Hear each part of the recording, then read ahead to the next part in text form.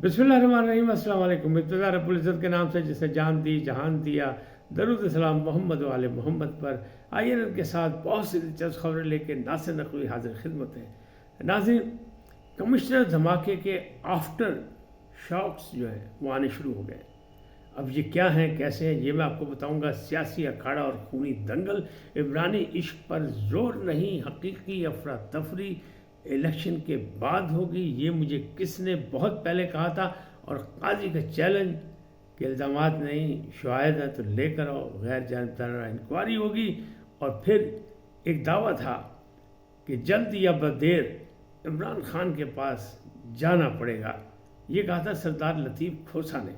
अब इन तमाम चीज़ों की हकीकत क्या है, क्या बातें हैं, ये सारी चीज़ें मैं आपको बताऊंगा तफसीलात से। लेकिन पहले आपसे गुजारिश का आइए इनको सब्सक्राइब करें, लाइक करें, घंटी का बटन दबाना ना भूलें और अपनी कीमती राय का इजहार अपनी शख्सियत के मुताबिक करें। जी नाज़रीन, सुबह से लेकर शाम तक कल यही होता रहा कि कमिश्नर ने धमाका कर दिया, कमिश्नर ने राज खोल दिए, कमिश्नर ने जनाब ज़मीर की आवाज़ पे सच बोल दिया। कौन सच्चा है कौन झूठा, अब बातें वो सामने आने लग गई कि कहाँ पे प्लानिंग हुई, क्या मसले मसाइल हुए और ये हुआ क्या। ये तो रिटायर होने वाले हैं अगले हफ्ते, यानी मतलब अप्रैल के पहले मार्च के पहले हफ्ते में, यानी 7 मार्च मेरा ख्याल है इनकी रिटायरमेंट की डेट है। तो अब इनका ज़मीर क्यों जागा, पहले क्यों नहीं ज़मीर जागा, जिसमें ठप्पे पे ठप्पा लग रहा था जब आप खुद निगरानी कर रहे थे बकौल आपके। हालांकि आपका इलेक्शन से कोई ताल्लुक नहीं, आपकी ड्यूटी नहीं थी, आप सिर्फ सिक्योरिटी के इंतजाम कर सकते थे और कुछ नहीं कर सकते थे। लिहाजा आपने ये इल्ज़ाम क्यों लगाए, कैसे लगाए, हुआ क्या है, इसके पीछे क्या कुछ है। और नवाज़ लीग ने फिर इनकार क्यों किया, और कहा हम लेते ही नहीं इख्तिदार, जिन्हें लेना ले ले।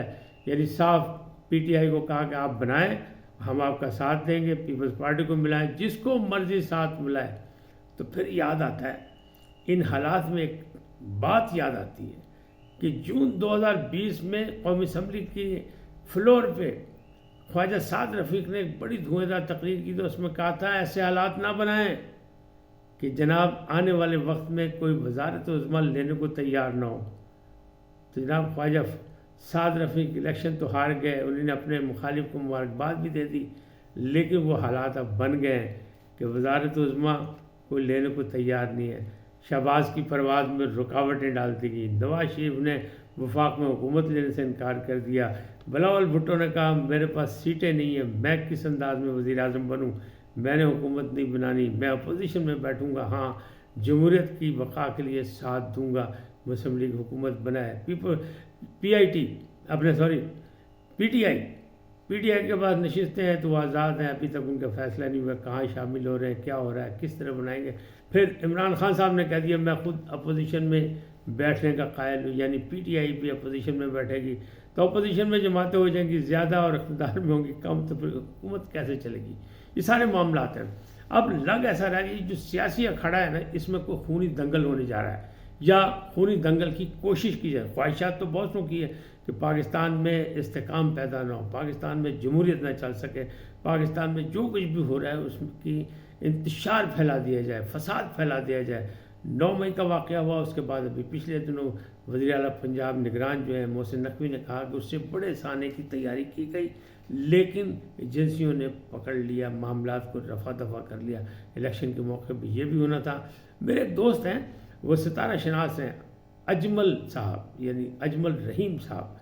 उन्होंने जनाब बहुत पहले कहा था कि असल जो मसला मसाइल है, दंगल जो होना है वो इलेक्शन के बाद होना है। तो अब वो हालात आ गए, उनकी बात सच हो गई कि इलेक्शन के बाद जो अफरा तफरी कुछ समझ नहीं आ रही। सितारा जो है वो गर्दिश में, वो कहते हैं ना शहबाज शरीफ का सितारा उरूज पर है, नवाज शरीफ भी जो है बाइज़्ज़त तरीके से आगे चलेंगे, लेकिन आसिफ जरदारी का सितारा भी बड़ा उरूज पे है। और मुखालिफ ताकतें जो हैं वो भी अगले महीने में यानी मार्च के महीने में हाफिज़ साहब के गिर्द जो है ना वो मज़ीद कोई घेरा तंग करने की कोशिश करेंगे, यानी असल नुकसान पहुंचाने का प्रोग्राम अभी भी हाफिज़ साहब को है, सिपा सालार को है। तो सारी साजिशें जो है वो उस तरह हो रही थी। ये जो कमिश्नर साहब ने धमाका किया, इस धमाके में हकीकत देखी जाए तो अभी तक कुछ नहीं, शवाहिद वो नहीं दे सके।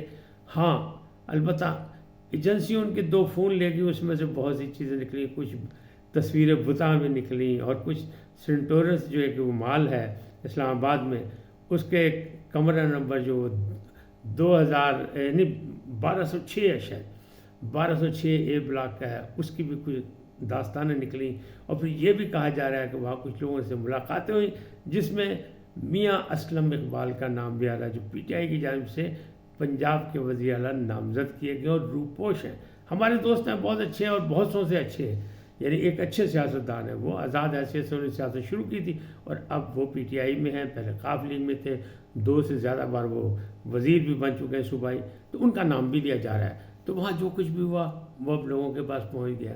حضرت صاحب نے فرمایا، طارق چٹھا صاحب نے، انہیں نے پہلے احمد چٹھا سے رشتہ داری کی بات ہوئی تو وہ ناصر چٹھا کے خاندان نے انکار کر دیا کہ ہم سے کوئی تعلق نہیں، پھر اصل کہا گیا کہ جی رحمان گارڈن والوں سے ان کے تعلق ہیں اور پرائیویٹ نجی چینل ہے پبلک، اس کے مالک سے پتہ لگا ان سے بھی نہیں ہے، تو یہ سمدھی ہیں الجلیل گارڈن کے، اور ناصر چٹھا نے بھی انکار کر دیا۔ باقی دوست بہتوں کے، جاوید چودھری صاحب کے بھی بڑے دوست ہیں، وہ کہتے ہیں یہ ہوا میں باتیں کرنے والا تو نہیں، لیکن کیا ہوا کچھ سمجھ نہیں آئی، تو ابھی تک یہ ساری بات چیت چل رہی ہے۔ لیکن جب چیف جسٹس آف پاکستان کو بتایا گیا کہ آپ کا نام بھی آیا حضور، آپ کو بھی کہا ہے اس نے کمشنر نے، وہ کہنے لگا میں تو جانتا بھی نہیں، میں تو ملا بھی نہیں، اگر ہیں تو ان سے کوئی شواہد لے کے آ جائیں، غیر جانبدارانہ انکوائری کرا دیں گے، کوئی مسئلہ نہیں۔ انہوں نے کہا الیکشن سے میرا صرف اتنا تعلق ہے کہ میں نے کہا تھا الیکشن ہونے چاہیے، قوم الیکشن چاہتی تھی، تو میں نے الیکشن کمشنر اور صدر مملکت جن کی ڈومین تھی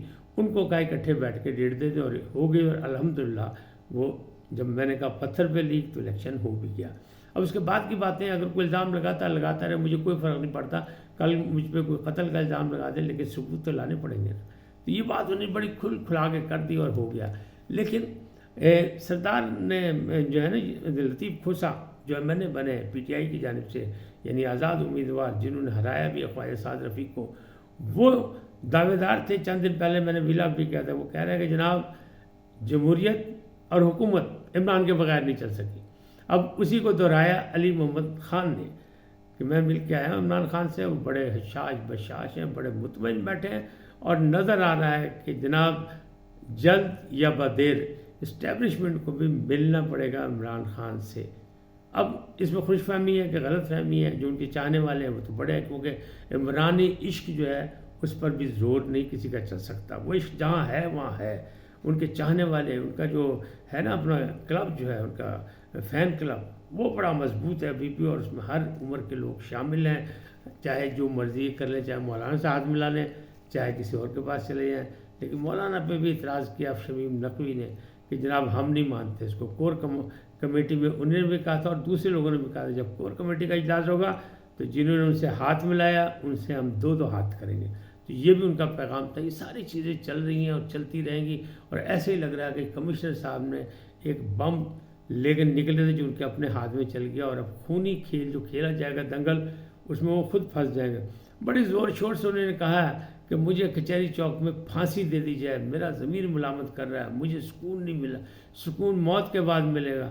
تو ہونا یہی چاہیے کہ غیر جانبدار جوڈیشل مطلب بنے اور کمیشن بنے، اور وہ کمیشن جو ہے اس کی فوری طور پر انکوائری کر کے فیصلہ کرے اور ان کی خواہش پوری کر دے، ان کو بھی پھانسی دے، اور ان کے ساتھ جو لوگ شامل ہیں اس عمل میں، اس گندے کاروبار میں۔ اور جیسا کہ ڈان میں خبر چھپی تھی اس میں بھی یہ کہا گیا تھا کہ خاص طور پہ KBK میں ROs نے اور DROs نے بڑے پیسے کمائے، کروڑوں، وہ راتوں رات امیر ہو گئے۔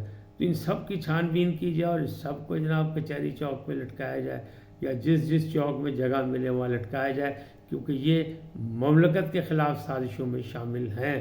اور مجھے تو ایسا لگتا ہے کہ اس تمام سازش میں انٹرنیشنل لوگ بھی شامل ہیں، باہر کی بھی سپورٹ شامل ہے، کیونکہ عمران خان صاحب نے چند دن پہلے کہا تھا کہ امریکہ مدد کرے، دباؤ ڈالے، تو جناب وہاں سے بھی ہو سکتا ہے، کیونکہ کمشنر صاحب کا ویزا بھی انہی 2-3 دنوں میں لگا ہے امریکہ کا، اور انہوں نے اسی ہفتے یا اگلے ہفتے امریکہ بھی جانا تھا۔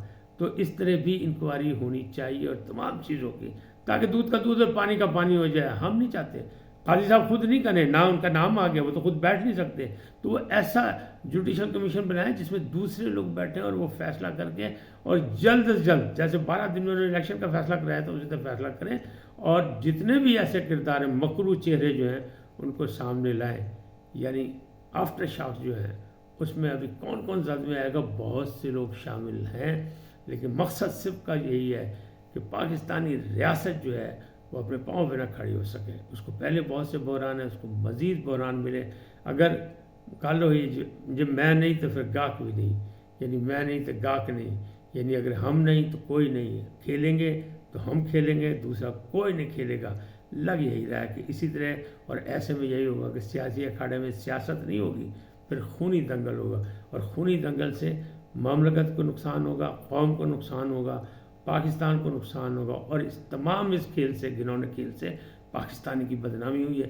لہٰذا اس کی سدباب ہونا چاہیے، انکوائری ہونی چاہیے، الیکشن کمیشن کو بھی کرنی چاہیے، اور چیف جسٹس صاحب پاکستان عزت مآب قاضی فائز عیسیٰ کو بھی اس کے لیے کمیشن بنانا چاہیے، سو موٹو لینا چاہیے، تاکہ قوم کو بتایا جا سکے کہ اصل دشمنان پاکستان کون ہیں، کون پاکستان میں امن نہیں چاہتا، کون پاکستان کو ہنستا کھیلتا نہیں دیکھنا چاہتا، کون پاکستان کی ترقی اور خوشحالی کا دشمن ہے، عوام کی ریلیف نہیں دینا چاہتا ہے، عوام کے لیے مسائل کھڑے کرنا چاہتا ہے، کوئی سسٹم کو کے خلاف بغاوت کرتا ہے.